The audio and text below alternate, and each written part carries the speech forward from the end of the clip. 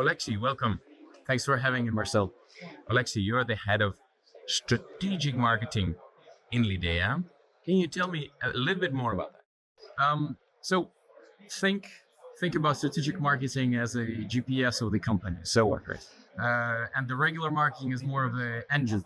So the engine, the regular marketing is very good in driving the marketing campaigns, in driving and increasing the sales.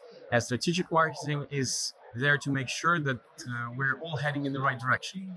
So for us, it's really aligning the opportunities and long-term goals for research, for the business, for the operations, and making sure that everybody is aligned in their vision. And besides the strategic marketing, which is a central function for Lidea, we have regional marketing, which is closer to the markets and to our customers, to our clients, and where the main goal and the function is to be adaptive, be quick, be closer to the needs, and respond to these needs as fast as possible, and adapt the I would say the general strategy and the vision to the local conditions and particular conditions of each market. Interesting. I learned something today. Yeah. Oleksiy, I understand you're rolling out a new strategy. Can you tell me a bit more about that? You have some insight for me. Well, we're very with our strategy. We're very pragmatic in our approach. We are farmers as Lidea because our farmers are our shareholders, and we're working for the farmers. So post merger, we're finding ourselves in like many of our clients in a challenging world, in a changing world, and we have to constantly adapt our course in going forward as a seed company. And for that, we have redesigned the strategy in order to respond to these challenges and really to refocus our efforts in the research, in the go-to-market models in different markets, and prioritize key axes in where we strongly focus on the solutions for the farmers in order to respond to their needs, to their problems.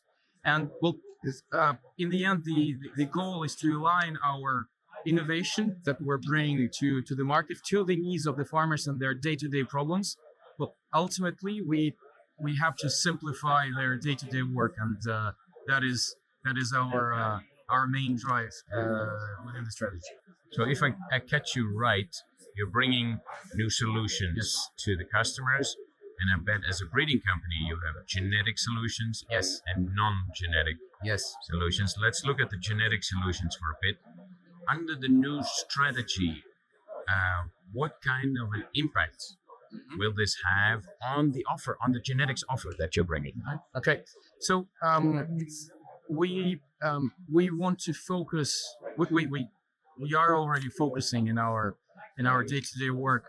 And we want to strengthen that focus on the specific technological limitations that farmers have in the fields, and addressing these limitations with our excellence in genetics. So the genetic response to the limitations in the field. And with that, we're targeting different issues and in different crops, because we're a multi-crop company and we're working in different crops. So with those, we can respond to different problems. For example, in corn, drought resistance with the hydro master, we want to master these limitations. In sunflower, the different parasites like broom rape, for example. So the broom rape resistance in sunflower with Orabunch master. And with these genetic solutions, we are aiming for the farmers to always have a profitable and robust crop that brings better yield in whatever conditions their field is finding itself.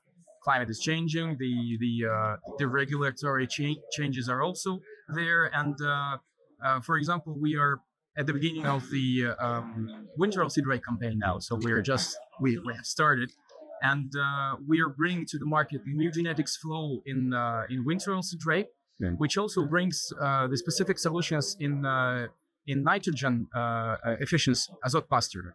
And with that, the farmer gets varieties which take benefits from each unit of nitrogen in the field, ultimately delivering better profitability per hectare, better ROI per hectare, and yield and revenue. Brilliant. Very exciting.